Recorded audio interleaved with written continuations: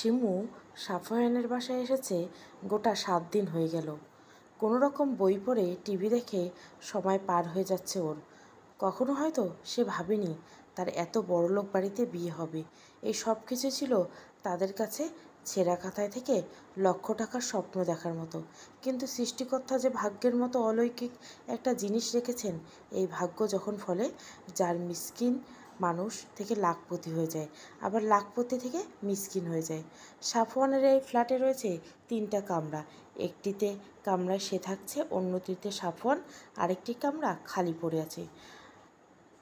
মাঝে মধ্যে তার নিজের কাছে ভাবতে অবাক লাগে, তারা তো স্বামী স্ত্রী, তাদের মাঝে কি এই যোজন যোজন দূরত্ব মানায়?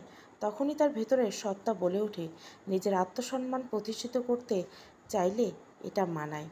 যদি দ্রুত তুমি তাকে ক্ষমা করে দাও, তবে আবার সে একই ভুল করতে পারে। যদি সে সত্যি নিজের ভুল শুধরে নিতে চায়, তাহলে তাকে পরখ করো, যেন একই ভুল বারবার না হয়। মুমিন ব্যক্তি একবার ধোঁকা খায়, বারবার নয়। শিমু সেই ভুল করবে না, সোফিয়ানকে পরখ করবে গভীরভাবে। এতে একটু সময় লাগলে দোষের কিছু নাই। শিমু নিজের চিন্তা ভাবনার ইতি ঘটিয়ে রান্নাঘরে চলে গেল। সাফওয়ান বলে গেছিল আজকে ফিরতে রাত হবে, তাই সে রান্নাঘরে দেরি করেই ঢুকছে। উদ্দেশ্য কই মাছ টমেটো দিয়ে ভুনা করবে, আর সাথে আলু ভাজি। দুজন মানুষ বেশি রান্না করলে খাবার অপচয় হতে পারে।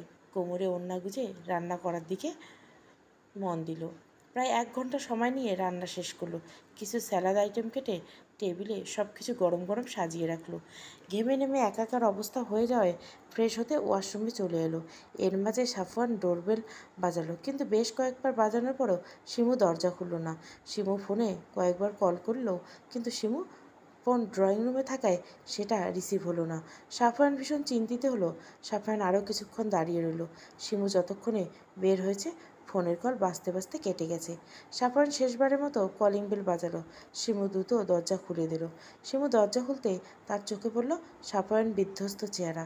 সাফওয়ান তাড়াহুড়ো করে শিমুকে গিয়ে শিমুকে স্পর্শ করতে গিয়েও করল না। তুমি ঠিক আছো তো?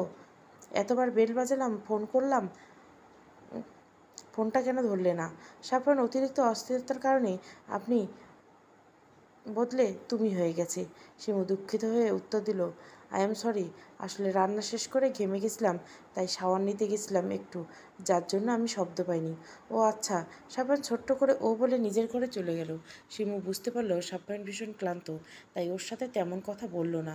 শিমু এই 1 সপ্তাহ বুঝতে পেরেছে সাফওয়ান কফিতে আসক্ত, তাই সে কিচেনে চলে গেল কফি বানাতে। সাফওয়ান ফ্রেশ হয়ে এসে বিছানায় বসেছে। দরজার খটখটানির শব্দ পেয়ে দরজার দিকে তাকালো। আসবো? আসুন। আমি তো বলছি আমার রুমে আসতে, আপনি অনুমতি নেবেন না। শিমু কোনো বক্তৃতায় না জড়িয়ে সাফওয়ানের কাছে এগিয়ে দিল। হাতে রাখা কফির মগটা সাফওয়ানের দিকে এগিয়ে দিল। আপনার হয়তো এটা প্রয়োজন। সাফওয়ান শিমুর হাতের দিকে তাকালো। এই মুহূর্তে তার সত্যি 1 কাপ কফির প্রয়োজন ছিল। আজকে অফিসে এক ক্লায়েন্টের সাথে তর্কে জড়িয়ে পড়েছিল সে, যার দরুন মাথাটা ভীষণ ধরেছে। ধন্যবাদ। চাইলে কিন্তু আপনার জন্য 1 কাপ আনতে পারতেন, আমি কফি খাই না। ও। সাফওয়ান কফি খেতে খেতে প্রশ্ন করলো, আচ্ছা, আপনি তো আমাকে পছন্দ করেন না, তাহলে আমার কেয়ার করেন কেন? আসলে আমি মানুষটা একটু উদার প্রকৃতির। সাফওয়ান মুচকি একটা হাসি দিয়ে বলল, কতটা উদার দেখতেই পাচ্ছি। এতদিন যাবৎ ভালোবাসার আবদার করেছি, উদারতা দেখে সেটা তো দিতে পারেন নাকি? আপনাকে দেখলে আমার অদ্ভুত অনুভূতি হয়, ঠিক ঘৃণা নয়, যেটা আপনাকে আমার করা উচিত। সাফওয়ান মুচকে এসে শিমুর কানের কাছে ফিসফিস করে বলল, যেদিন আপনি এই অনুভূতির স্বাদ পাবেন, সেদিন আপনি সম্পূর্ণ আমার হবেন। শিমু কিছুটা লজ্জা লজ্জা অনুভূতি হয় কেন সে সেটা জানে না। শিমু নিজের কক্ষের দিকে যেতে যেতে বলল, আপনার খিদে পেলে আমাকে ডেকে দিয়েন। সাফওয়ান মনে মনে বলল, খিদে তো লেগেছে, প্রেম প্রেম খিদে লেগেছে আমার। এত রাতে আমানের ফোন দেখে আনিকা অবাক হলো। ছেলেটা দিন দিন বেপরোয়া হয়ে উঠেছে। আগে এরকম ছিল না। প্রথম প্রথম যখন আয়ান ভাইয়ের সাথে সাথে আসতো, তখন তাকে মনে হতো ভাজা মাছটা উল্টে খেতে জানে না।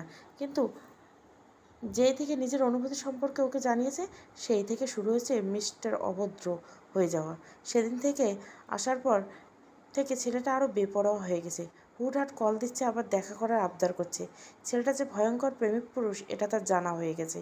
প্রেমিক পুরুষ ভালো, কিন্তু ভয়ঙ্কর প্রেমিক পুরুষ একটু বেশি ভালো হয়। এরা তাদের প্রিয়তমার জন্য সবই করতে পারে। অনিকার ভাবনার ইতি টেনে কল রিসিভ করলো। আসসালামু আলাইকুম। মেয়েলি কণ্ঠ পেলে আয়ানের চিত্ত শান্ত হলো। যতবার এই কণ্ঠ শুনে ততবার তাকে একান্ত নিজের করে নেওয়া ইচ্ছেটা মাথাচড়া দিয়ে ওঠে। নিজেকে শান্ত রেখে নিজের আশ্বাস দেয় আর অল্প কিছু দিন তারপর সে একান্তই তার। যাকে হারানোর ভয় তাকে কুড়ে কুড়ে খাবে। দাদি রহিমাকে দিয়ে পাটি পাচ্ছে। কাল রাতে সে এক ভয়ঙ্কর স্বপ্ন দেখেছে। সাফওয়ানা শিমুর বাড়িতে এসেছে, এসে পায়ের উপর পা তুলে তাকে দিয়ে সব কাজ করাচ্ছে। নাতি ছেলের বউ তার পাশে না থাকায় শিমুকে সে কিছুই বলতে পারছে না। এই দুঃস্বপ্ন দেখার পর থেকে রাজিয়া বেগমের আত্মা শুকিয়ে আছে। শরীর কেমন ম্যাচ ম্যাচ করছে। আয়ন দাদির ঘরের কাজ দিয়ে নিজের ঘরে যাচ্ছিল। দাদিকে এত রাতে জাগতে দেখে দাদির ঘরে প্রবেশ করলো। গিয়ে দেখলো রহিমা খালা পা টিপছে আর ঘুমে ঢুলছে, কিন্তু বুড়ির চোখে ঘুম নেই। আয়ান রহিমা খালাকে চলে যেতে বলেই নিজের দাদির পা টিপতে শুরু করলো। কথায় কথায় জিজ্ঞাসা করলো, ঘুমাচ্ছ না কেন? ঘুম কি আমার আর আছে? কেন? ঘুম তো আমার কবেই উড়ে গেছে, যেদিন থেকে আমার নাতি গরিব একটা মেয়েকে বিয়ে করে। জানিস আমার কত স্বাদ ছিল। আয়ান দাদির কথা শেষ না করতে দিয়ে বলল, দাদি আমার ঘুম পেয়েছে, আমি আসছি। নিজের কথা শেষ করে আয়ান আর 1 সেকেন্ড দেরি করলো না, দ্রুত দাদির কক্ষ থেকে বেরিয়ে চলে গেল। রাজিয়া বেগম নাতির চলে যাওয়ার দিকে বিষণ্ণ চোখে তাকিয়ে রইল। তার কথা শোনার মতো কেউ নেই। সুন্দর সন্ধ্যা। শিমু বেলকনিতে দাঁড়িয়ে আছে। সাফওয়ান আজকে বাসায় আছে। সাফওয়ান ড্রয়িং রুমে থাকায় শিমু রুম থেকে বের হচ্ছে না। সাফওয়ানের সামনে গেলে নিজের মধ্যে এক রকম জড়তা অনুভূত হয়। ওর কেন এই জড়তা সেটা শিমু জানে না। সাফওয়ানের চোখে গভীর প্রণয় দেখে মনে হয় সব কিছু ভুলে যেতে, কিন্তু তার যুবতী মন সাফওয়ানের জন্য তীব্র অভিমান পুষে রেখেছে। তার ইচ্ছে করে সাফওয়ানের বুকে মাথা রেখে সব রাতের কথা জানাতে। সেই রাতগুলো সে নির্ঘুম কাটিয়েছে। জানতে ইচ্ছা হয় মানুষের কথার দ্বারা কত অপমান মুখ বুজে সহ্য করছে, কিন্তু অতিরিক্ত চাপের স্বভাব হওয়ার জন্য ও এগুলি কিছুই বলতে পারছে না। অতিরিক্ত অভিমানে দু চোখ ভেঙে জল পড়তে শুরু করলো। এক পর্যায়ে মেঝেতে পা ভেঙে বসে পড়ল শিমু। সাফওয়ান আজকে পরিপূর্ণভাবে নিজেকে ধাতস্থ করে নিয়েছে। শিমু তার কাছে এসেছে গোটা 1 মাস হয়ে গেল, কিন্তু তাদের সম্পর্ক বিশেষ কোনো উন্নতি হয়নি। সে নিজের দিক থেকে সম্পূর্ণ চেষ্টা করেছে, কিন্তু শিমু এখনও নির্বিকার। সে আর শিমুর অবহেলা সইতে পারছে না। অনেক তো হলো অনুভূতি লুকোচুরি, আর সে কোনো লুকোচুরি খেলতে চায় না। সে চায় এবার নিজের প্রেয়সীকে আপন করে পেতে। নিজের সাথে বোঝাপড়া করে সাফওয়ান সোজা শিমুর ঘরের দিকে চলে গেল, কিন্তু গিয়ে দেখলো শিমু রুমে নেই। ব্যালকনিতে দিকে ধীর পায়ে এগিয়ে যেতে দেখলো এক কান্নারত রমণীর দিকে দৃষ্টি আটকে গেল। যে রমণী হাঁটুতে মুখ বুজে গুনগুনিয়ে কান্না করছে, যার দীর্ঘ কালো কেশ পিঠ জুড়ে লুটোপুটো খাচ্ছে। সাফওয়ান হাঁটু ভেঙে শিমুর কাছে ঘেসে বসলো। এই রমণীর কান্না করাতে এতটা বিভোর যে তার সামনে যে কেউ বসে আছে সে সম্পর্কে তার ধারণা নেই। সাফওয়ান ভীষণ ইচ্ছে করলো রমণীকে নিজের বুকে আগলে নিতে। জিজ্ঞাসা করতে ইচ্ছে হলো, কী গো রমণী, তোমার এত দুঃখ কিসের? ওর মধ্যে হঠাৎ কোথা থেকে যেন একরাশ অধিকারবোধ তৈরি হলো। হাত বাড়িয়ে আগলে নিল নিজের প্রেয়সীকে। শিমু পুরুষালী হাতের ছোঁয়া পেয়ে একটু ভরকালো, থমকালো, স্তব্ধ হয়ে গেল। নিজের লুকোনো কান্না কারো সামনে প্রকাশ হয়ে যাওয়ায় ভয়ে সাফওয়ানের বুক থেকে মাথা তুলে চাইল, কিন্তু সাফওয়ান তুলতে দিল না। জোর করেই মাথা নিজের বুকের সাথে চেপে রাখলো। শিমু স্পষ্ট শুনতে পেল সাফওয়ানের বুকের অস্বাভাবিক ধুকপুকানি। দীর্ঘ সময় কেটে গেল নীরবতার মধ্য দিয়ে। নীরবতা ভেঙে সাফওয়ান বলে উঠল, শিমু, আমরা কি পারি না আমাদের মাঝে এই যোজন যোজন দূরত্বের ইতি টানতে? আমরা কি পারি না আমাদের একটা সুখের সংসার সাজাতে? শিমুর কাছে সাফওয়ানের কণ্ঠ ভীষণ কাতর শোনালো। কি সহজ আবদার! ইতিমধ্যে সাফওয়ান হাতের বাঁধন আলগা হয়ে গেছে। শিমু সাফওয়ানের বুক থেকে মাথা তুলে সাফওয়ানের চোখের দিকে তাকায়। সাফওয়ান লক্ষ্য করলো শিমুর চোখ অসম্ভব রকম লাল হয়ে গেছে। কান্না করার ফলে নাকের ডগা ফুলে লাল হয়ে গেছে। শিমুর অভিমান পরিপূর্ণ অক্ষিকোটের জল থই থই করছে। সাফওয়ান শিমুর নীরবতা দেখে আবার প্রশ্ন করল, বলো না আমরা পারি না অতীত ভুলে গিয়ে আবার সবটা নতুন করে সাজাতে?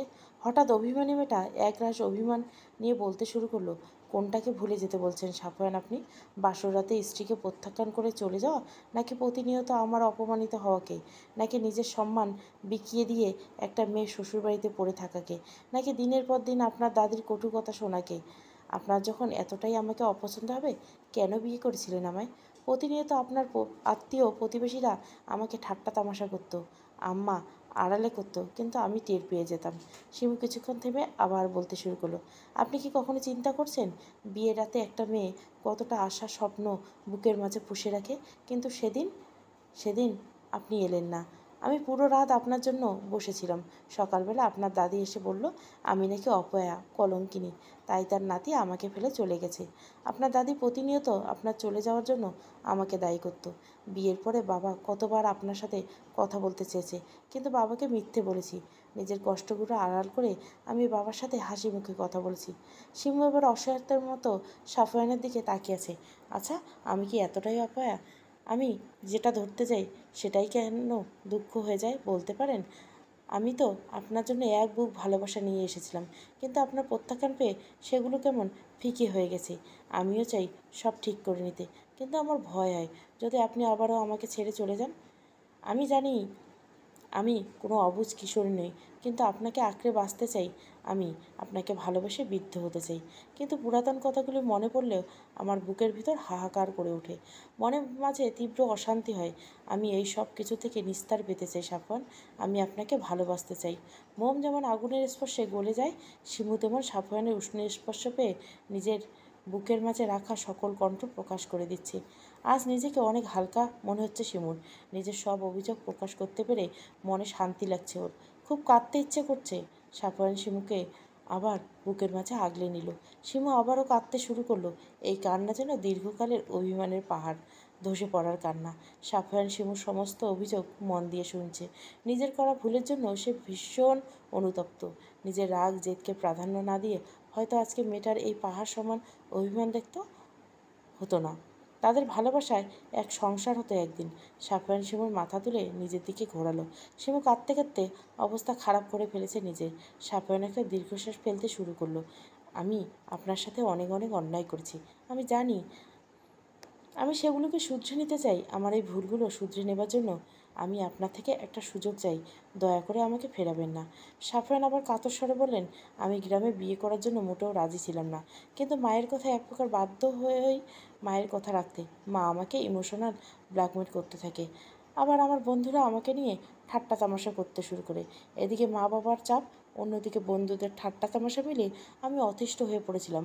মায়ের কথা রাখতে আপনাকে বিয়ে করলাম ঠিকই, কিন্তু আপনাকে মেনে নিতে আমার ভীষণ কষ্ট হচ্ছিল। আপনি জানলে অবাক হবেন, আমি আপনাকে বিয়ের আগে একবারও জন্য দেখিনি। কবুল বলার পরেই আমি বিয়ের আসর ছেড়ে চলে এসেছিলাম। আপনার বাবা আমাকে আটকাতে গেলে আমি তাকে বলেছিলাম আমার জরুরি কাজ পড়ে গেছে। আপনার বাবা সেটাই বিশ্বাস করে নিয়েছিল, হাসি মুখে বিদায় দিয়েছিল আমাকে। মা ওই দিকটা সামলে নিয়েছিল সেদিন, তাই কোনো ঝামেলা হয়নি।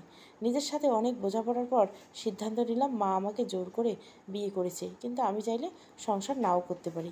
নিজের জেদকে প্রাধান্য দিয়ে ঢাকায় চলে আসি। ঢাকায় এসে মাকে বলেছিলাম আমি আপনার সাথে সংসার করতে চাই না। সেই দিনের পর থেকে টানা 2 মাস আমার সাথে মায়ের কোনো যোগাযোগ ছিল না। এর মাঝে আয়ান এলো আমার বাসায় হুট করে। ওকে দেখে আমি অবাক হই। ও আমাকে আমার ভুলগুলো সম্পর্কে অবগত করে। ইতিপূর্বে আপনার কথা মনে পড়লেও আমি আমার জেদকে প্রাধান্য দিয়েছি। আয়ান যখন আপনার সাথে আমার করা অন্যায়গুলো সম্পর্কে ধারণা দিল, তখন আমি বুঝতে পারলাম নিজের জেদের বশে আমি আমার স্ত্রীকে কতটা কষ্ট দিয়েছি। ধীরে ধীরে আমার চিন্তাধারা বদলানো, আপনার প্রতি অনুভূতি কাজ করতে শুরু করলো। আয়ান নিজের মনের কথাগুলোকে বললাম। আয়ান আমাকে আশ্বস্ত করলো সব ঠিক হয়ে যাবে।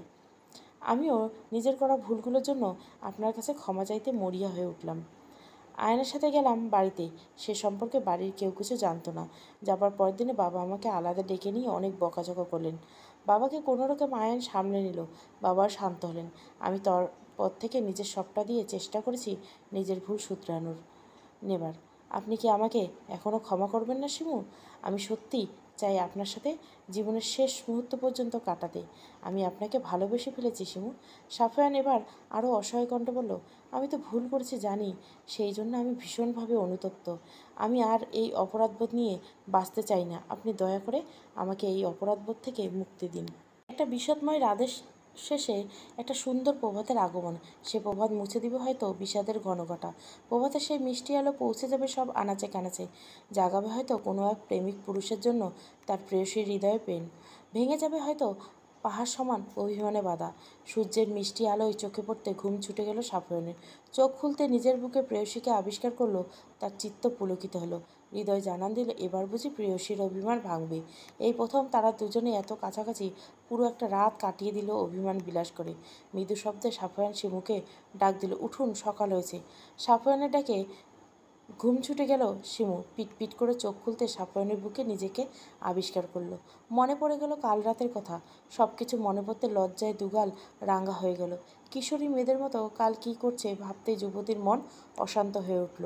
লজ্জায় মাটির বুকে নিজেকে আড়াল করতে মন চাইল। দ্রুত সাফওয়ান বুক থেকে মাথা সরিয়ে নিয়ে উঠে দাঁড়ালো। এভাবে সারা রাত বেকায়দায় কাটানোর জন্য শরীরে কিছুটা ব্যথা অনুভব হলো। সাফওয়ান শিমু সামনে উঠে দাঁড়ালো। তারপর শিমুকে একটু নিচু হয়ে শিমুর কপালে নিজের ওষ্ঠ স্পর্শ করলো। শিমুর সর্বশরীরে কাঁপুনি দিয়ে উঠল যেন। এটা ওর কাছে প্রথমবার ছিল, যার জন্য একটু অপ্রস্তুত হয়ে গেল। সাফওয়ান শিমুর দিকে তাকিয়ে অমায়িক হাসি দিয়ে বলল, কান্নাকাটি করে তো অবস্থা খারাপ করে ফেলেছেন। রাতে তো আমার আর আপনার কারো কিছু খাওয়া হয়নি। আমি ফ্রেশ হয়ে নিচে যাচ্ছি খাবার কিনতে, আপনি সে পর্যন্ত ফ্রেশ হয়ে নিন। সাফওয়ান নিজের বাক্য শেষ করে আবার একটু হাসি দিয়ে চলে গেল নিজের কক্ষে। শিমুর মনে হলো আজ তার কাছে সাফওয়ান অনেক বেশি ভালো লাগছে। এই যে এই মিষ্টি হাসিটা যেন হৃদয়ে গিয়ে লেগেছে। নিজেকে ভীষণ হালকা লাগছে ওর। সাফওয়ান এই হাসিটা দেখার জন্য যুগ যুগ বাঁচতে ইচ্ছে করছে। আয়ান আর আলতাফ প্রাতঃভ্রমণ শেষ করে বাসায় ফিরছে মাত্র। রাজিয়া বেগম তাদের কাছে 2 গ্লাস পানি নিয়ে এসে বলল, আলতাফের দিকে 1 গ্লাস পানি এগিয়ে দিতে দিতে বলল, আমার মনে হয় বিয়ে নিয়ে এবার আমাদের পরিবারের সাথে কথা বলা দরকার।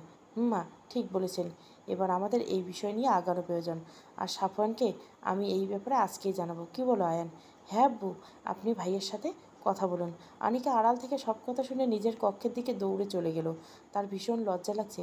অবশেষে তার প্রণয় কুমার তার হবে ভাবতে সারা শরীর জুড়ে অদ্ভুত শিহরণ হচ্ছে। নিজের কক্ষে রাখা ড্রেসিং টেবিলের সামনে গিয়ে লাল ওড়না দিয়ে মুখ ঢেকে দেখলো কেমন লাগে। বধূবেশে নিজেকে কল্পনা করতে দুগালে রক্তিম আভা ছড়িয়ে গেল। আচ্ছা আমান, এর কেমন অনুভূতি হবে যদি সে জানতে পারে খুব শীঘ্রই তাদের বিয়ে হচ্ছে? না না, আর ভাবতে পারছে না। লজ্জায় আড়ষ্ট হচ্ছে বারবার। সাফওয়ান আজকে নিজের কর্মক্ষেত্র থেকে দ্রুত প্রস্থান করে শপিং মলের উদ্দেশ্যে বেরিয়ে পড়ছে। বউকে তেমন কিছু দেওয়া হয়নি তার। পরে বউ তাকে কৃপণ বলুক সে সেটা চায় না। গাড়ি পার্কিং লটে রেখে বেরিয়ে গেল শপিং মলের দিকে, উদ্দেশ্য বউকে উপহার দেওয়ার। শপিং মল থেকে বের হতে হতে বিকেল হয়ে গেল। মনে মনে বলল, মেয়েদের জিনিস ক্রয় করা ভীষণ কষ্টসাধ্য, এটা মেয়েরা ভালো করতে পারে। এরপর শপিং ব্যাগগুলি গাড়িতে রেখে বাসার উদ্দেশ্যে রওনা দিল। বাসায় পৌঁছে 2 বার কলিং বেল চাপতেই শিমু দরজা খুলে দিল। শিমু সাফওয়ানের হাতের দিকে তাকাতে অবাক হলো। প্রায় 10-12টার মতো শপিং ব্যাগ। সাফওয়ান শিমুর দিকে ব্যাগগুলো এগিয়ে দিয়ে বলল, এগুলো তোমার জন্য। শিমু সাফওয়ানের হাত থেকে ব্যাগগুলো নিতেই সাফওয়ান গিয়ে ড্রয়িং রুমে রাখা সোফার উপর বসে পড়ল। শিমুকে উদ্দেশ্য করে বলল, আজকে রাতে আমরা ঘুরতে বেরোবো। আপনি এখান থেকে আপনার পছন্দ মতো একটা শাড়ি পরে তৈরি হয়ে নেবেন। প্রতিটি মেয়েই তার প্রিয় মানুষের দেওয়া ছোট ছোট উপহারগুলো পাহাড় সমান আনন্দ খুঁজে পায়। শিমু তার ব্যতিক্রম নয়। সেও তার স্বামীর দেওয়া উপহারগুলো পেয়ে ভীষণ খুশি হয়েছে, কিন্তু সেটা প্রকাশ করলো না। নিজের পছন্দ মতো একটা কালো রঙের শাড়ি বেছে নিল শিমু। আয়নের সামনে গিয়ে গায়ে জড়াতেই নিজেকে দেখে নিজেই মুগ্ধ হলো। অনেকদিন পরে যেন নিজের মাঝে নিজেকে খুঁজে পেল। মাথায় ম্যাচিং করে কালো রঙের একটা হিজাব পরে নিল। হাত ভরে চুড়ি পরে হাত নড়াচড়া করলো। চুড়িগুলো ঝনঝন করে আওয়াজ হতে ঠোঁটের কোণে এক চিলতে হাসি ফুটে উঠল। ইচ্ছে করলো ঠোঁট আজ লাল টকটকে লিপস্টিক নিতে। নিজের ইচ্ছেকে প্রাধান্য দিয়ে ঠোঁটে রক্তরঙা লিপস্টিক নিল, চোখে কালো কাজল নিতে ভুলল না। নিজের আজ সম্পূর্ণ হতে আয়নার নিজেকে ঘুরিয়ে ঘুরিয়ে দেখে নিল কয়েকবার। মনে মনে বলে উঠল, সব কিছু একদম পারফেক্ট। সাফওয়ান অনেকক্ষণ যাবত শিমুর জন্য অপেক্ষা করছে, কিন্তু এখন পর্যন্ত বেরোনোর নামগন্ধ নেই। সে শুনেছিল মেয়েদের ড্রেস আপে একটু সময় লাগে, কিন্তু এতটা সময় লাগে সে ভাবতে পারেনি। অধৈর্য হয়ে শিমুকে ডাকতে যাবে তার পূর্বে শিমু শাড়ির কুচি ঠিক করতে করতে রুম থেকে বেরিয়ে এলো। নিজের প্রিয়তমাকে শাড়িতে দেখে হৃদগতি কিছুটা অস্বাভাবিক হলো সাফওয়ানের। বুকের মধ্যে কেউ যেন হাতুড়ি পেটাচ্ছে। 2-1 বার চোখ এদিক ওদিক ঘুরিয়ে নিজেকে স্বাভাবিক করে নিল। শিমু সাফওয়ানকে উদ্দেশ্য করে বলল, আমি প্রস্তুত। সাফওয়ান মনে মনে বলল, আমাকে অপ্রস্তুত করে নিজেই প্রস্তুত হবেনি। মুখে বলল, চলুন যাওয়া যাক। আজকে সাফওয়ান নিজের প্রিয় গাড়িটিকে নিয়ে বের হয়নি। এর পিছনে অবশ্য একটা কারণ আছে। বাসার নিচে নামতে রিক্সা পেয়ে গেল ওরা। সাফওয়ান আগে শিমুকে উঠতে বলল। শিমু রিক্সায় কিছুটা সংকোচ নিয়ে বসলো। তারপর সাফওয়ান উঠে বসে পড়ল। শিমু সরে বসতে চাইলে সাফওয়ান শিমুর কোমর আঁকড়ে ধরল। কানে কানে ফিসফিস করে বলল, দূরে যেন সরে বসতে না পারেন তার জন্যই তো এত আয়োজন। শিমু সাফওয়ানের দিকে চোখ বড় বড় করে তাকালো। তবে এই জন্য নিজের গাড়িটা নিয়ে বের হয়নি সাফওয়ান? সাফওয়ান ঠোঁটের কোণে বাঁকা হাসি ফুটিয়ে বলল, আপনার ঠোঁটে লাল লিপস্টিক কিন্তু মারাত্মক লাগছে, পুরো রেড ওয়াইনের মতো, দেখলে নেশা ধরে যাচ্ছে। শিমু অপ্রস্তুত হয়ে অন্যদিকে মুখ ঘুরল। তার কান গরম হয়ে গেছে লজ্জায়, সর্বাঙ্গ শরীর শিরশির করছে। শিমু অন্যদিকে ঘুরিয়ে দেখে সাফওয়ান কিছুটা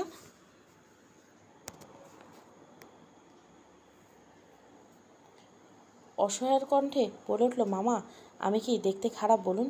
রিক্সাওয়ালা মামা বিস্ময় নিয়ে পিছনে ঘুরে তাকালো। শিমু সাফওয়ানের দিকে অবাক দৃষ্টিতে তাকিয়ে রইল। আপনি কি পাগল হয়ে গেছেন সাফওয়ান? কী সব আবোল তাবোল বলছেন? সাফওয়ান শিমুর কথা পাত্তা না দিয়ে আবারও বলে উঠল, মামা বললেন না যে? মামা আপনি দেখতে তো মেলা সুন্দর, কিন্তু এমন কথা কইতেছেন কেন? সাফওয়ান শিমুর দিকে তাকিয়ে একটা দীর্ঘশ্বাস ছাড়ল। আমি ভাবলাম আমি হয়তো দেখতে খারাপ, সেই জন্য আপনার মামি আমার দিকে ঘুরেও তাকাচ্ছেন না। রিস্কাওয়ালা মামা উচ্চস্বরে হেসে দিল। মামা আপনারা পারেনও বটেন।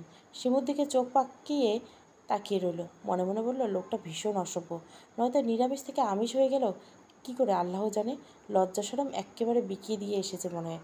সাফওয়ান মিটমিট করে হাসছে আর শিমুর চোখ রাঙানো উপভোগ করছে। ফলে সূর্য উঠতে দেখে আবার সন্ধ্যায় সূর্যকে অস্ত যেতে দেখি, কিন্তু এই দেখাদেখির মাঝেও আমাদের জীবনের থেকে অনেকটা সময় চলে যায়। জীবনের উত্থান পতনের শেকলে আমরা সবাই জড়িয়ে যাই। দেখতে দেখতে অনিকা আর আমানের বিয়ের দিন চলে এসেছে। বেশ জমকালো আয়োজন। সাফওয়ানদের বাসার ছাদে গায়ে হলুদের আয়োজন করা হচ্ছে। শিমু আর অনিকার কাজিনরা অনিকাকে গায়ে হলুদের জন্য প্রস্তুত করছে। মাঝে মাঝে দু একটা দুষ্টুমি করছে। অনিমার গাল বারবার রাঙা হয়ে যাচ্ছে তাতে। শিমু অনিমার গাল টেনে দিয়ে বলল, ননদি তোমাকে ভীষণ সুন্দর লাগছে, আমান ভাই তোমাকে দেখলে অজ্ঞান হয়ে যাবে। রুমে উপস্থিত সবাই খলখলিয়ে হেসে উঠল। অনিকা মুখ আবারও লজ্জায় রাঙা হয়ে উঠল। হয়েছে, আর লজ্জা পেও না। সাফওয়ান বাসার ছাদে অনেকটা বড় হয়, আয়োজন খুব সুন্দরভাবেই করা হয়েছে। একপাশে খাবারের ব্যবস্থা, আর এক পাশে নাচ গান অনিকাকে বসানো হয়েছে। সাফওয়ান তার স্ত্রীর দেখা সকাল থেকে এই পর্যন্ত পাইনি। বড় ভাই হিসেবে ব্যস্ততা একটু বেশিই বলতে গেলে। এখনও গোসল করা হয়নি। খুব সুন্দরভাবে হয়েছে কি না আবারও দেখে নিল। একমাত্র বোন বলে কথা, কোনো রকম ত্রুটি রাখা যাবে না। আয়ন রান্নার দিকটা সামলাচ্ছে, দাদি এদিক ওদিক ঘুরে তদারকি করছে সব ঠিক আছে কিনা। লায়লা বেগম রান্নার কাজকর্ম, অতিথি আপ্যায়ন সব মিলিয়ে সেও ভীষণ ব্যস্ত। দুপুরের দিকে অনিকাকে সম্পূর্ণ করতে শিমু নিজেই তৈরি হতে চলে যায়। মোটামুটি ননদের বিয়ে উপলক্ষে সে এসেছে 7 দিন আগে ঢাকা থেকে, আর সাফওয়ান এসেছে বিয়ের 3 দিন আগে। আসার পর থেকে সাফওয়ানও ভীষণ ব্যস্ত হয়ে পড়েছে। একমাত্র বোন বলে কথা, 2 ভাইয়ের নয়নের মণি। শিমু নিজেদের রুমে এসে ফ্রেশ হয়ে বিছানার উপর একটা শপিং ব্যাগ দেখে অবাক হলো। সেটা খুলবে কিনা খুলবে না সেটা ভাবতে ভাবতে সাফওয়ান রুমে এসে পড়ল। শার্টের হাত ফোল্ড করতে করতে ঘামাত্ম শরীর, শার্টের উপর বোতাম দুটো খোলা। সাফওয়ান এসে ক্লান্ত ভঙ্গিতে বিছানায় বসে পড়ল। শিমুকে ইশারা করলো এসির পাওয়ার বাড়িয়ে দিতে। শিমু তাই করলো। তবু সাফওয়ানের গরম না কমায় একটানে শার্ট খুলে ফেলল। শিমু তা দেখে দ্রুত কভারের কাছে গেল পোশাক নিয়ে ওয়াশরুমে যাওয়ার জন্য। ওদিকে কী করছো? শাড়ি নিচ্ছি, এখন ফ্রেশ হওয়ার প্রয়োজন। অনিকাকে মেহেন্দি দেওয়া হচ্ছে, মেহেন্দি শুকালে গেলে ওকে গোসলে নিয়ে যেতে হবে, সেই পর্যন্ত ভাবছি আমি ফ্রেশ হয়ে নিই। সাফওয়ান এগিয়ে গিয়ে শিমুর পিছনে গিয়ে দাঁড়ালো। শিমু কভারে আটকে পিছনে ঘুরতে সাফওয়ানের প্রশস্ত বুকে ধাক্কা খেলো। শিমু চলে যেতে চাইলে সাফওয়ান 2 হাত দিয়ে কোমরে আঁকড়ে ধরল। সাফওয়ান শিমুর থুতনি একটু উঁচু করে ধরল। আমার থেকে এত পালাই পালাই করো কেন? শিমু ভুরুজোড়া কুঁচকে নিল। সাফওয়ান শিমুর কুঁচকে যাওয়া ভুরুদ্বয়ের মাঝখানে নিজের ওষ্ঠ স্পর্শ করলো। শিমু মনে জেগে ওঠা প্রশ্ন সাফওয়ান আর করতে দিল না। নিজের উত্তর দেওয়ার ভঙ্গিতে বলল, এই সব আপনি আমার রোমান্টিক ফিল আসে না। পরের বউ মনে হয়। নিজের বউকে তুমি বলতে ভীষণ শান্তি, বুঝলা? সাফওয়ান শিমুর কপালের দিকে আরেকবার এগোতে শিমু সাফওয়ানকে ছাড়িয়ে দিয়ে বলে উঠল, দূরে থাকুন। বউয়ের থেকে আমি আর দূরে থাকতে পারছি না। সাফওয়ান অকপটের উত্তরে শিমু স্তব্ধ। এ লোকটা এত নির্লজ্জ কেমন করে হলো? সাফওয়ান বিছানার উপর থেকে ব্যাগটা এনে শিমুর হাতে ধরিয়ে দিল। এটা পরে নাও, অনেক খোঁজাখুঁজির পর এটা পছন্দ হয়েছে আমার। শিমু সাফওয়ানের সাথে আর ভালো মন্দ কথা বলল না। এই ভয়ে লোকটা যদি আবার ঠোঁট কাটা কথা বলে ফেলে। অতি দ্রুত শপিং ব্যাগটা নিয়ে ওয়াশরুমে চলে গেল। সাফওয়ান সেদিকে তাকিয়ে অসহায় কণ্ঠে বলে উঠল, বউকে পটানো থেকে মশারি টাঙানো সহজ। সাফওয়ান নিজেরাও ফ্রেশ হওয়ার প্রয়োজন, তাই আয়ানের রুমে দিকে চলে গেল ফ্রেশ হতে। আয়ান একগাদা পাঞ্জাবি বিছানার উপর ছড়িয়ে ছিটিয়ে বসে আছে, কোনটা পরবে সেই নিয়ে ভীষণ কনফিউজ। সাফওয়ান আয়ানের কর্মকাণ্ড দেখে বিরক্ত হয়ে ওর দিকে এগিয়ে গেল। এগুলো কি করছিস তুই? আয়ান হতাশ হয়ে উত্তর দিল, ভাইয়া আমি একটাও সিলেক্ট করতে পারছি না। সাফওয়ান আয়ানের পিঠ চাপড়ে দিয়ে জোরে করে। আয়ান ব্যথায় করে উঠল, তুই দিন দিন মেয়েদের স্বভাবের হয়ে যাচ্ছিস। এত ড্রেস কেউ একসাথে নামায়, ইডিয়েট। ভাইয়া কি করে বলি, মেয়েদের ইমপ্রেস করতে হবে, না হলে তো আমার আর বিয়ে হবে না। তুই কি বড় হবি না?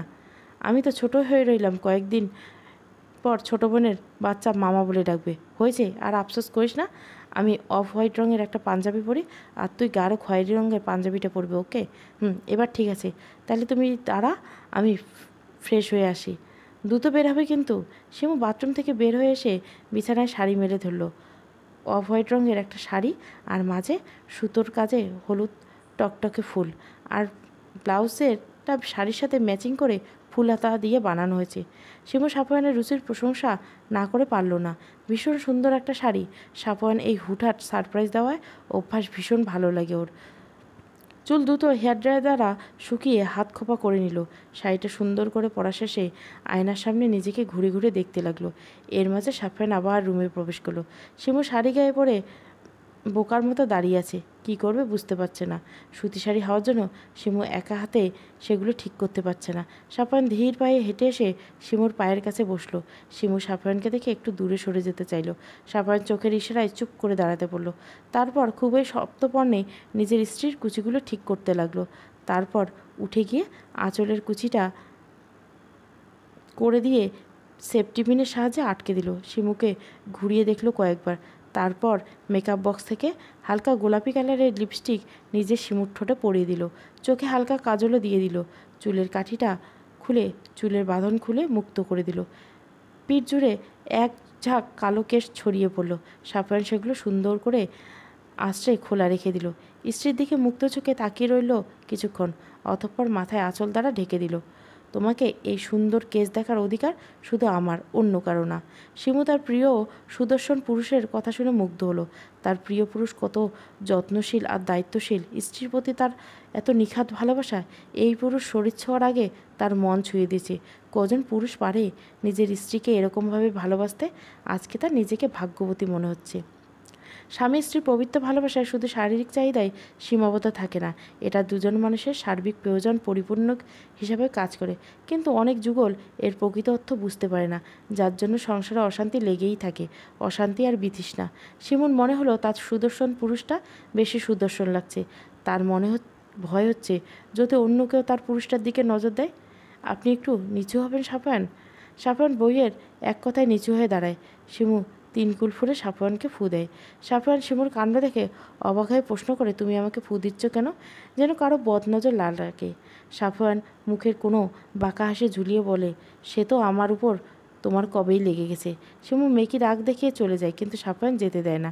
নিজের স্ত্রীকে নিজের দিকে ঘুরায়। প্রথমবারের মতো নিজ স্ত্রীর ঠোঁট উষ্ণ স্পর্শ করায় কেঁপে ওঠে শিমুর সমস্ত শরীর। স্বামীর থেকে প্রথম উষ্ণ স্পর্শ পেয়ে শিমু মূর্ছা যায় লজ্জায়, আর মাথা তুলে তাকায় না। নিচ থেকে রাজিয়া বেগম শিমুকে ডাকছিল। শিমু আর এক মুহূর্ত দেরি না করে নিচের দিকে ছুটে লাগায়। সাফওয়ান শিমুর লজ্জারাঙ্গা মুখ দেখে অমায়িক একটা হাসি দেয়। সুদর্শন দুই পুরুষের মাঝে বসে আছে এক সুশ্রী রমণী। খুশিতে তার চোখ দুটো চকচক করছে। প্রিয় পুরুষকে পরিবারের সম্মতিতে কজনই পাও নিজের করে পায়। হলুদ শাড়ি পরিয়ে তার রমণীর রূপ যেন ঝলমল করছে। দু ভাইয়ের হৃৎপিণ্ড প্রিয় বোনের আনন্দে পুলকিত হচ্ছে। সারাদিনের ধকলে শিমু ভীষণ ক্লান্ত, শরীর আর তার সায় দিচ্ছে না। পরনের শাড়ি এলোমেলো হয়েছে, এখন আর একবার সাওয়ার নেওয়া প্রয়োজন। শিমু দ্রুত নিজের পোশাক নিয়ে ওয়াশরুমে চলে গেল। সাফওয়ানও ক্লান্ত হয়ে নিজের কক্ষে প্রবেশ করলো, কিন্তু ঘরে নিজের স্ত্রীকে না দেখতে পেয়ে হতাশ হলো।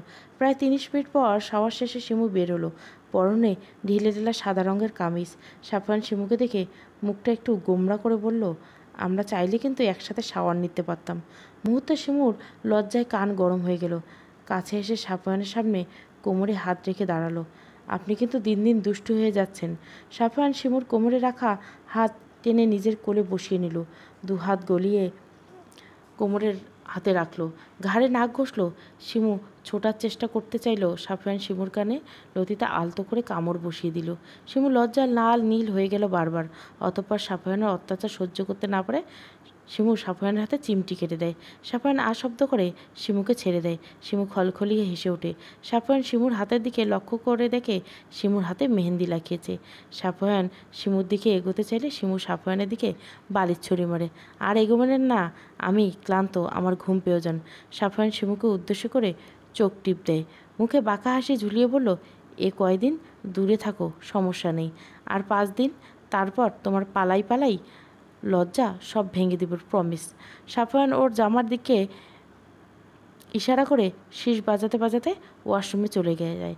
শিমুর জামার পিছনের দিকে তাকাতেই লাল রং দেখতে পেল। দ্রুত ক্যালেন্ডারের তারিখ লক্ষ্য করলো। ওর আর বুঝতে বাকি রইল না সাফওয়ানকে কী ইশারা করছে। শিমু বিছানায় বসে লজ্জায় মুখ ঢেকে পড়ল।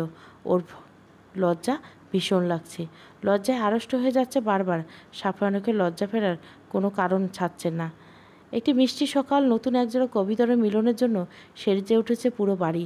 সকাল থেকে বিয়েবাড়ির হৈহুল্লোর মুখরিত। অনিকা বারবার আয়নায় নিজেকে দেখছে আর লজ্জায় লাল নীল হয়ে যাচ্ছে। শরীরে হলুদ আবার ছড়িয়ে পড়ছে। জুমার নামাজ পড়ে সে তার প্রণয় কুমারের হবে ভাবতে অন্তর শিহরিত হচ্ছে বারবার। নিজের মানুষটাকে আপন করে পাওয়ার আনন্দ কতখানি অনিকা সেটা বারবার অনুভব করছে। আনন্দ, দুষ্টু মিষ্টি লজ্জা ও শরীরকে শিহরিত করছে। আয়ান বোনের কক্ষে ঢুকতে দেখতে পেল অনেকগুলো মেয়েদের হাসাহাসি। সে ঢুকতেই সবাই চুপ হয়ে গেল। কিন্তু এতগুলো মেয়ের মাঝে অনিকার এক বান্ধবী বলে উঠল, ভাইয়া, অনিকা তো আপনার 5 বছর ছোট, সেই বিয়ে করে নিচ্ছে, কিন্তু আপনার সিঙ্গেল থাকার রহস্য কী? আয়ন অ্যাটিটিউড নিয়ে বলল, আমি এইসব বিয়ে ঠিয়ে এখন করতে চাই না। অনিকের ইচ্ছে করলো ভাইকে একটু পচাতে, কিন্তু বন্ধুমহল আর কাজিন মহলের সামনে প্রিয় ভাইকে লজ্জা দিতে মন চাইল না। কিন্তু ভিড়ের মাঝে আয়নের ছোট ফুপির মেয়ে বলে উঠল, ও জানি তুমি কেমন বিয়ে পাগলা, আসলে কোনো মেয়েই তোমায় পাত্তা দেয় না এই ব্যাপার। মুহূর্তে ঘর জুড়ে হাসির শব্দ ছড়িয়ে পড়ল। আয়ান তার ছোট ফুপির মেয়ে তোহার দিকে রাগি চোখ করে তাকালো। মেয়েটা তার চেয়ে বয়সে ছোট, কিন্তু সম্পর্কে দা আর মাছের নেই। দেখ, তুই আমাকে বললি আমাকে মেয়েরা পাত্তা দেয় না। আজকে আমি 10টা মেয়ে পটিয়ে আগামী 1 মাসের ভিতরে বিয়ে করে হানিমুনে যাব। আয়ান নিজের কথা শেষ করে রেগে ঘর থেকে বেরিয়ে গেল। এই পুচকি মেয়ে তাকে অপমান করার সাহস কোত্থেকে পেল? সেই হয়তো প্রথম ছেলে যে বোনের বিয়েতে বউ খোঁজার মিশরে নেমেছে। তাকে নাকি তোহা বলে মেয়েরা তা পাত্তা দেয় না। ওই, তাই ওকে দেখিয়ে দিব ও কী জিনিস। আয়ান বেরিয়ে যেতে তোহা আত্মসাৎ করে উঠল, এ ছেলে যদি গার্লফ্রেন্ড মিশন, তবে তার কি হবে? অনিকা বিয়ের বরযাত্রী এসে গেছে নিচে। অনিকার কাজী মহল আর বন্ধুমহল ছুটে গেছে নিচে। অনিকা নিজেও লেহেঙ্গাটা উঁচু করে ব্যালকনির দিকে ছুটল। ওর কাঙ্ক্ষিত পুরুষটিকে দেখে ওর চক্ষুদায় শীতল হলো। এই মুহূর্তে মনে হলো ওর পাশে হাজারো প্রজাপতি উঠছে। কি নিদারুণ ভালো লাগা কাজ করছে ওর মাঝে। আমানকে হালকা মিষ্টিমুখ করিয়ে বাড়িতে প্রবেশ করানো হলো। আমার বাড়িতে প্রবেশ করার সময় অনিকার ব্যালকনির দিকে তাকালো একবার, কিন্তু তার দেখার পূর্বে অনিকা নিজেকে পর্দার আড়ালে করে নিল। আমার যদিও কিছুটা হতাশ হলো, কিন্তু পরক্ষণে ওর ঠোঁট জুড়ে মুচকি হাসি ছড়িয়ে পড়ল। অনিকা আর আমানের শুভ বিবাহ সম্পন্ন হলো। সবাই আলহামদুলিল্লাহ বলে মিষ্টিমুখ করলো। একটু পরে চলে এলো বিদায়ের সময়। অনিকার হাসি মুখটা কালো হতে লাগলো। ওর ভাবতে অবাক লাগছে, ওর এত ভালোবাসার পরিবার ছেড়ে ওকে যেতে হবে এবার। শিমু ধীর পায়ে হেঁটে গিয়ে অনিকার কাঁধে হাত রাখলো। নিজের কাঁধে প্রিয় ভাবির হাত দেখে অনিকার ছলছল চোখ থেকে অশ্রু গড়িয়ে পড়ল। বোনের মতো ভাবিকে শক্ত করে আঁকড়ে ধরে কান্না করতে শুরু করলো। লায়লা বেগম মেয়ের কান্না দেখে নিজেই কান্না সামলাতে পারে না। রাজিয়া বেগমকে ছেলের বউকে নিজের বুকে আগলে নেয়। আলতাপ শক্ত খোলস, পৃথিবী থেকে পিতৃসত্তা হাহাকার করে ওঠে। সাফওয়ান আর আয়ান নিজ বোনের বিদায়ে কলিজা ছিঁড়িয়ে যাওয়ার বেদনা অনুভব করে। কি নিদারুণ মর্মবেদনা! মেয়ের বোনের বিয়ে দেওয়াটা যতটা সুখের, তার চেয়ে বেশি কয়েক গুণ কষ্টের। তাই দুঃখ শুধুমাত্র মেয়ের পরিবার বুঝতে পারে। কিন্তু ওই যে সমাজ বলে একটা কথা আছে না, যার নিয়মে আমরা বাঁধা, সেই নিয়ম উপেক্ষা করার সাধ্যই কোনো ভদ্রলোকের নেই। দীর্ঘ সময় কান্নাকাটি চলল। অনেকে কিছুতেই তার পরিবার ছেড়ে যেতে চায় না, কিন্তু ওই যে স্বামীর ঘরে যেতে হবে। সবাই অনেক কষ্ট অনিকাকে আমানের গাড়িতে তুলে দেয়। সাফওয়ান আমানের হাত ধরে বলে, ভাই, তুমি আমার কলিজার টুকরোটাকে নিয়ে যাচ্ছ, ওকে একটু দেখে রেখো। তোমার সাধ্য অনুযায়ী অনুযায়ী ওকে ভালোবাসা দিও, আগলে রাখো, ভুল করলে শাসনও করো। ও আমার একমাত্র বোন, আমি যেহেতু তোমাকে ওর হাতে তুলে দিলাম, আমি আশা রাখছি তুমি ওকে আগলে রাখবে। আমার সাফওয়ানের হাতের উপর নিজের হাত রেখে বলল, ভাইয়া এখন ও আমার স্ত্রী, আমি কখনোই চাইব না আমার স্ত্রী কখনো কোনো কারণে কষ্ট পাক। আপনি আমার উপর পুরোপুরি বিশ্বাস করতে পারেন, আমি আপনার বিশ্বাসের অমর্যাদা কখনোই করব না। আয়ান এগিয়ে এসে আমানের কলার ধরে বলল, দোস্ত, তোর কারণে যদি আমার বোন কষ্ট পায় তবে তোরে আমি যে কি করুম তুই নিজেও জানিস না। আর বোনের বড় ভাই হিসেবে বলছি, আমার কলিজাটাকে একটু দেখে রাখিস, ওকে অবহেলা করিস না দোস্ত। অবহেলা করলে না হয় তুই আমাকে শুলে চড়াস। শেষবারের মতো বন্ধুকে জড়িয়ে ধরে বিদায় জানিয়ে গাড়িতে গিয়ে বসলো আমান। অনিকা নিজেই ভাইদের দিকে তাকিয়ে হাউমাউ করে কাঁদতে শুরু করলো। আমান অনিকাকে নিজের বুকে আগলে নিল। ফুলে ফুলে সাজিয়ে রাখা আছে বাসর, কখনো পরিবারের কথা মনে পড়ে চোখে ভেসে যাচ্ছে, আবারও কখনো অজানা শিহরণ বুকে কেঁপে উঠছে। কেমন সব ছন্নছাড়া অনুভূতি তাকে আবদ্ধ করে নিচ্ছে। আমান কক্ষে প্রবেশ করে অনিকা সালাম দিল। অনিকা আমানের কণ্ঠ পেয়ে কিছুটা বিচলিত হলো, কিন্তু পর মুহূর্তে সেও সালাম জবাব দিল। আয়ান সপ্তপর্ণে নিজ স্ত্রীর পাশে গিয়ে বসল, চিবুক উঁচু করে ধরল নিজের সামনে। লজ্জায় আড়ষ্ট হয়ে অনিকা মাথা নিচু করে নিল। আমার নিজের স্ত্রীর লজ্জা দেখে খুশি হলো। নিজ পকেট থেকে একটা ফিঙ্গার রিং বের করে স্ত্রীকে পরিয়ে দিল। স্ত্রী হাতে চুমু খেতে ভুলল না। লজ্জায় অনিকা নিজেকে আরও বেশি গুটিয়ে নিল। আমার মুচকি হাসি দিয়ে বলল, জানাবা আপনি আমার জন্য কী উপহার এনেছেন? অনিকা নিজের জিভে কামড় বসালো। অতিরিক্ত লজ্জার কারণে সে ভুলে গেছে। লেহেঙ্গা গুটিয়ে নিজের ল্যাগেজের দিকে এগোলো। আমার চুপচাপ স্ত্রীর কাণ্ড দেখতে লাগলো। অনিকা নিজের বগলে খুলে একটা বাক্র বের করে আমানের হাতে দিল। যদিও এটা তোমার উপহারের মতো দামি নয়, কিন্তু আমি আমার সাধ্যমতো তোমায় দিয়েছি। আমার বাক্র খুলে দেখলো একটা ব্র্যান্ডেড ঘড়ি। আমি কিন্তু তোমাকে নিজ হাতে পরিয়ে দিছি, তাই তুমিও। অনিকা আমানের হাতে ঘড়ি পরিয়ে দিল। তোমরা নিশ্চয় ভারী পোশাকের কষ্ট হচ্ছে, তুমি এই পোশাকগুলি পরিবর্তন করে এসো। আমার কাছে তুমি না সাজলেও অপরূপা। অনিকা স্বামীর কথা শুনে নিজের চোখ দুটো বন্ধ করে নিল। প্রতিটা স্ত্রী চায় তার প্রিয় পুরুষের থেকে এই বাক্যগুলো শুনতে। আমার নিজে অনিকার ল্যাগেজ থেকে নিজের পছন্দ মতো ড্রেস অনিকার হাতে তুলে দেয়। অনিকা সেই জামা নিয়ে ওয়াশরুমে চলে যায়। দীর্ঘক্ষণ শাওয়ার শেষে অনিকা বের হয়ে আসে, আর ছোট ছোট ঘাড় পর্যন্ত কেস ছেড়ে দেয়, যেগুলো থেকে টপ টপ করে পানির ফোঁটা পড়ছে। অনিকা ধীর পায়ে এসে ড্রেসিং টেবিলের সামনে দাঁড়ায়, তোয়াল দিয়ে নিজের চুল মুছতে থাকে। আমার অনিকার পাশে গিয়ে অনিকাকে নিজের দিকে ঘুরিয়ে নেয়। তুমি একজন হার্টকে কোমায় পাঠিয়ে দিয়েছো, এখন ওকে তোমারই ঠিক করতে হবে। আমার হুট করে গভীর অলিঙ্গনে জড়িয়ে নিল প্রেয়সীকে। এই অলিঙ্গন যেন উষ্ণ, যে অলিঙ্গনে কোনো পাপ নেই, আছে শুধু আল্লাহর সন্তুষ্টি আর সব। অনিকার বিয়ে কেটে যাওয়ার পরে কেটে গেছে গোটা 20 দিন। আয়ান বেচারা তার ওয়াদা রক্ষা করার জন্য মরিয়া হয়ে উঠেছে। মাকে সে সাপ সাপ জানিয়ে দিছে, আম্মাজান, আমি কালো লুলা কানা কিছুই নই। আপনি আমাকে দ্রুত 10 দিনের ভিতরে বিবাহ দিবেন, না হলে আমি সন্ন্যাস নিব। ছেলের করা থ্রেটে লায়লা বেগম হতভম্ব। তিনি জানেন ছোট ছেলে ভীষণ ঠোঁট কাটা, কিন্তু তার পাশাপাশি নাক কাটাও। খুব শীঘ্রই আয়ানকে ফিরতে হবে। দেশে এসেছে গোটা 6 মাস হলো, আর 2 মাস হয়তো আছে। ছেলে তাকে এও জানিয়ে দিয়েছে মেয়েকে সে দেখতেও চায় না। লায়লা বেগম যেমন পাত্রী পাক না কেন হোক, কোনো সমস্যামী তবু সে বিয়ে করবে। অতঃপর সিদ্ধান্তহীনতায় ভুগে তিনি এই ব্যাপারে আলতাপকে জানালেন। আলতাপ চিন্তা ভাবনা করে সিদ্ধান্ত নিলেন আগামী 10 দিনের মাঝে এই ছেলেকে বিয়ে দিবেন। তাই আর দেরি না করে ছোট বোনকে ফোন দিলেন। ছেলে এই পাগলামো থামাতে তার ছোট বোনের সাথে কথা বলাটা ভীষণ জরুরি। শিমুকে সাফওয়ান একটা লাল শাড়ি উপহার দিয়ে বলেছে, এটা পরে আজ রাতে তার জন্য তৈরি থেকো। সাফওয়ান ইশারায় শিমু ঠিক বুঝতে পারছে। শাড়িটা একদম ফিনফিনে পাতলা, পারলে শরীরের অনেক অংশেই দৃশ্যমান হবে। যদিও শিমুর কাছে সাফওয়ান এটা দ্বিতীয় আবদার। আজ প্রথম দিনের কথা মনে পড়লে তার শরীর ক্ষণে ক্ষণে শিউরে ওঠে। লজ্জায় আড়ষ্ট হয়ে যায় ওর সমস্ত শরীর। সাফওয়ানের লজ্জা দেখে নাকের মাথায় কামড় দিয়ে বলো তো বউ, তোমার লজ্জা আমি কবে ভাঙতে পারবো? সেই কথা শুনে শিমু আরও বেশি লজ্জায় নুয়ে পড়ে। রাজিয়া বেগমের সাথে তার সম্পর্কটা এখন স্বাভাবিক। সাধারণত দাদি শাশুড়িদের সাথে নাতিবইয়ের সম্পর্ক যেমন হয়। মাঝে মধ্যে সে জিজ্ঞাসা করে নতুন অতিথি আসবে কবে।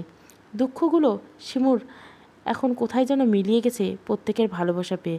এখন তার নিজেকে ভীষণ সুখী মনে হয়। শিমু একটা জিনিস গভীরভাবে অনুভব করছে, পৃথিবীতে একটি মেয়েকে তার স্বামী যদি তাকে প্রকৃত ভালোবাসে, তাহলে কোনো দুঃখই সেই মেয়েটাকে স্পর্শ করতে পারে না। রাত নেমে গেছে আকাশ জুড়ে। সাফওয়ানের পছন্দ মতো শিমু নিজেকে সাজিয়েছে। চুলগুলো ছড়িয়ে ছিটিয়ে দিয়েছে পুরো পিঠ জুড়ে। সাফওয়ান তার শিমু দাঁড়িয়ে আছে ব্যালকনিতে। সাফওয়ান অতি সত্যপর্ণে নিজ স্ত্রীর কোমরে হাত রাখল। শিমুর কাছে যদিও এটা প্রথমবার নয়, কিন্তু তবুও তার শরীর শিউরে উঠল। সাফওয়ান আর শিমু চাঁদের আলোয় দাঁড়িয়ে কিছুক্ষণ চন্দ্রবিলাস করলো। সাফওয়ান অবশেষে পেরেছে প্রেয়সীকে প্রেম পুকুরে ডুবিয়ে মাতাল করে দিতে, অভিমানী প্রেয়সীকে অভিমান ভেঙে আপন করে নিতে। আজ শিমুর মনে সাফওয়ানের জন্য কোনো অভিযোগ নেই, আছে শুধু এক বুক ভালোবাসা। শিমুকে কোলে নিলে সাফওয়ান নিজের কক্ষের উদ্দেশ্যে রওনা হলো, নিজের অর্ধভাগকে আবারও পবিত্র ছোঁয়ায় রাঙিয়ে দেবার জন্য। ভালোবাসার এই রাতের সাক্ষী হলো আকাশে রঙিন তারারা, চারিদিকে মৃদু হাওয়া একজোড়া চড়ুই পাখিকে আবার মাতাল করে দিল। এই পবিত্র ভালোবাসা সত্যি সুন্দর। ভালোবাসায় মোড়ানো দিনগুলি খুব দ্রুত চলে যায়, বিপরীত দুঃখ মোড়ানো সময়গুলো যেন যেতেই চায় না। একদিন মনে হয় হাজার দিনের চেয়েও বড়। আসলে এগুলি সব কিন্তু আমাদের চিন্তাভাবনার ফসল। সাফওয়ান, শিমু, আয়ান, অনিকা সবার জীবনে পরিবর্তন এসেছে। সবাই এখন যার যার জীবনে নিয়ে ভীষণ ব্যস্ত। সেদিন আয়ানকে জেদের কাছে হার মেনে আলতাফ আর লায়লা বেগম বাধ্য হয়েছিল তাকে 1 মাসের মধ্যে বিয়ে দিতে, কিন্তু দুর্ভাগ্যবশত আয়ানের পাত্রী মুখটা অবধি দেখেছিল না। যখন জানতে পারল মেয়েটা তোহা, তখন তার কাছে কোনো উপায় ছিল না। যে মেয়েটার সাথে আয়ানের সম্পর্ক ঝগড়াটে শালিকের ন্যায়, সেই মেয়েটার সাথে গভীর বন্ধনে আবদ্ধ হয়ে যায় নিজের অজান্তে। সারাদিন দুজনের মাথায় টুকটাক লেগেই থাকে। যদিও তারা বিদেশে পাড়ি জমিয়েছে বিয়ের পরপর, কিন্তু অভিযোগগুলো ফোন দিলেই শুনতে পাওয়া যায়। আর অনিকা এখন 6 মাসের প্রেগনেন্ট। আমান তাকে সর্বদা আগলে আগলে রাখে, কোনো রকম কাজেই তাকে করতে দেয় না। আমানের বাবা সিরাজুল সাহেব ছেলের বউয়ের জন্য এক কথায় পাগল বলা চলে। আমানের মায়ের মেয়ে না থাকায় একটা মেয়ে পেয়ে সে যেন ভীষণ খুশি। পরিবর্তন এসেছে সাফওয়ান আর শিমুর জীবনে। তারা আজকে প্রথমবারের মতো বাবা মা হতে যাচ্ছে। সাফওয়ান ওটি রুমের সামনে পায়চারি করছে। লায়লা বেগম আল্লাহর কাছে দোয়া করছেন। শিমুর বাবা তার 2 মেয়েকে নিয়ে এক কোণে দাঁড়িয়ে আছে শুকনো মুখ করে। আলতাফ পূর্বের মতো মুখ গম্ভীর করে দাঁড়িয়েছে। কী রুদ্ধশ্বাস পরিস্থিতি! সময় যেন না গড়িয়ে প্রতি সেকেন্ডকে মনে কয়েকবার ঘন্টার সমান। এমন অভিজ্ঞতা হয়তো সকল হবু বাবারই হয়। প্রায় 40 মিনিট পর একজন নার্স ওটি থেকে বেরিয়ে আসে। তার হাতে সদ্য জন্মানো এক পুত্র সন্তান, যার কান্নার শব্দে নীরবতা ভেঙে গেছে। কিছুক্ষণ পূর্বে যেন এই ছোট্ট শিশু নিজের আগমনী বার্তা ছড়িয়ে দিচ্ছে সকলের মাঝে।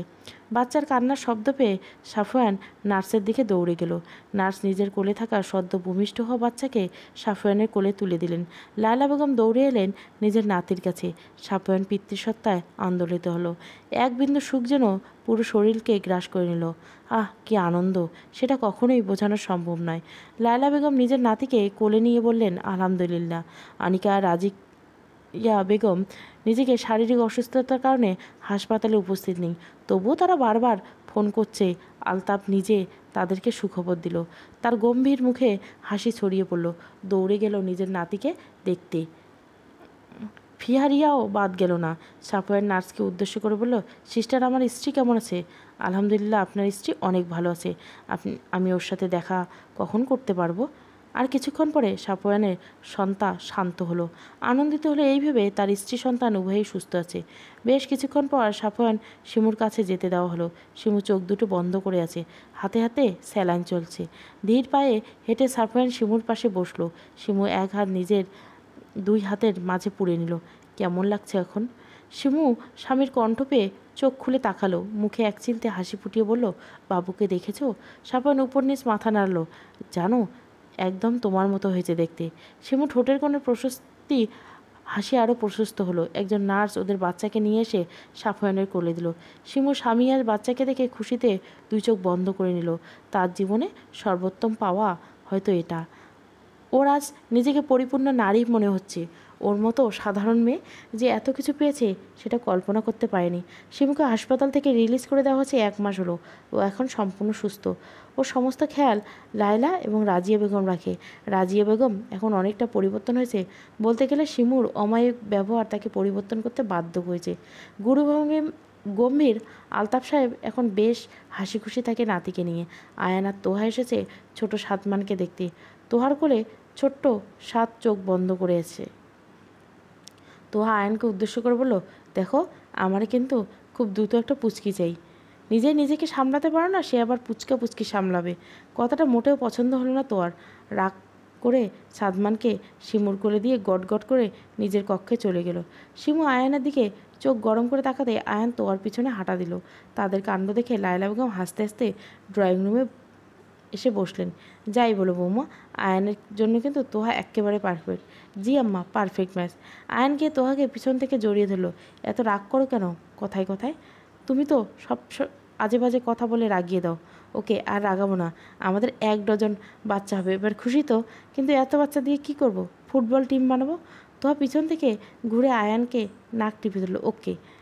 শিমুকে দেখে রাখার জন্য, বাবু টেক কেয়ার করার জন্য সাফওয়ান শিমুকে বাড়িতেই রেখে গেছে। বাড়িতে এসে পুত্রকে নিয়ে এই যে মরিয়া হয়ে উঠেছে, দুনিয়া সব ভুলতে বসেছে একদম। শিমু কয়েকবার ডেকে গেছে খাওয়ার জন্য, কিন্তু সাফওয়ানের কোনো পাত্তা নেই। তাই আর না পেরে খাবার বেড়ে একেবারে নিজের ঘরে নিয়ে এসেছে। এই যে সাহেব, খেতে তো হবে নাকি?